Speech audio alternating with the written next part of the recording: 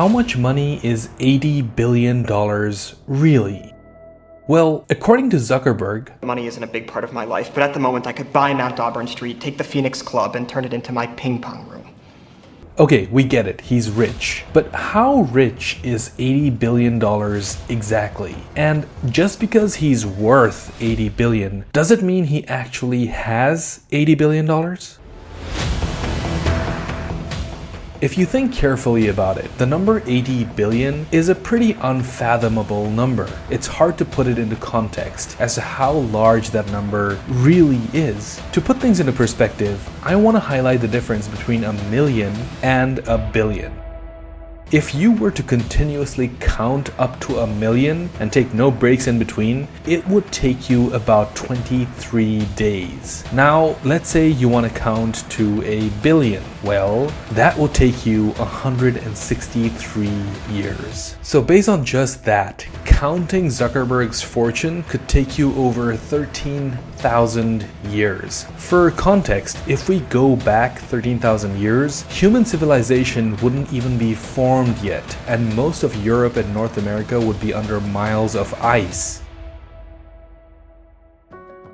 Okay, let's look at the number 80 billion from another perspective. The average American earns about $1.7 million in their lifetime. Now keep in mind, this is one of the highest earnings rates in the world. Now, take that 1.7 million and pretend that you're Zuckerberg. If Zuckerberg were to spend $1.7 million every single day and live up to the ripe old age of 90, he would still have literally billions of dollars remaining, and he'd still be in the Forbes top 25 richest people on Earth. Okay, let's up the stakes. Now let's say that he spends $1.7 million every hour. I don't think that's even possible, but let's say he does. That would take him about 5 years to spend $80 billion. Okay, last one, I promise. If $80 billion was stacked in $1 notes on top of each other, it would be about 5,000 miles high. For context, Mount Everest is only 5.5 miles high. Okay, I think by now we have a better understanding of the sheer enormity of the number 80 billion. So, with all that money, what could you buy?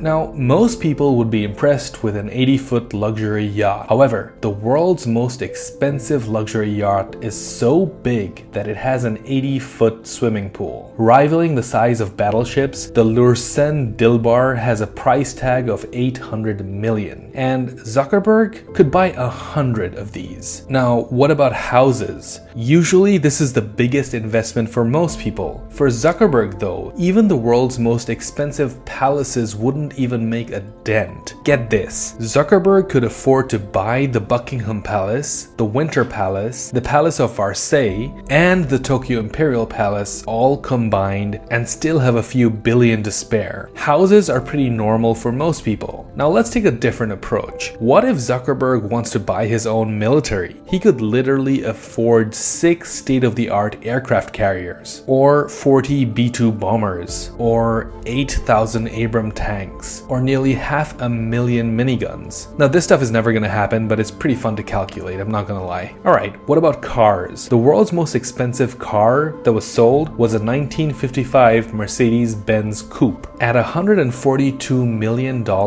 it is 631 times more expensive than your typical Lamborghini. But with Zuckerberg's wealth, he could buy 563 of them. Or he could go with 355,000 Lamborghinis if he just felt like it. Now this stuff is all fun to think about, but let's talk about whether his wealth and his money could ever have a positive impact. Now, Mark said that he plans to donate 99% of his company shares. If he donated this today, what kind of positive change could he really bring about? Now, starting off, he could undo the economic damage caused by the historic floods in Pakistan last year or the devastating earthquakes in Turkey. He'd still end up with roughly $16 billion left over. and another $4 billion could ensure functional literacy in 70% of the world's most pressing regions. This would leave him with another $8 billion left over, which he could use to feed 87 million hungry children every single day for an entire year. Now, alternatively, he could take his entire $80 billion and give a full ride 4-year scholarship to Harvard University, including accommodation and other expenses, to over 250,000 students. Now, this all sounds pretty interesting, and you might be thinking, well, Zuckerberg, you could single-handedly solve all the world's problems. But the story isn't that simple. It might be surprising, but Zuckerberg is actually a pretty frugal person. 90% of his wealth is held up as shares in the company he founded. So as cool as it is to picture Zuckerberg swimming in a pool of cash, the truth is the vast majority of his wealth is in shares, and that's unrealized money. It's not something that he can use or even spend. And here's the thing, if he sells his shares, he'd have to pay pretty hefty amounts of taxes. Also, when you're a multi-billionaire, markets tend to follow your investments and withdrawals pretty closely. If Zuckerberg started to withdraw most of his shares, many other investors would panic and they'd follow suit. The more investors move out their money or sell shares, the more the stock value would plummet. So the integrity and value of the shares that actually make Mark's wealth would start diluting and make him less wealthy as more people start pulling out their shares. That's why Zuckerberg's net worth doesn't actually translate to disposable income. He can't spend his wealth, as weird as that sounds. So net worth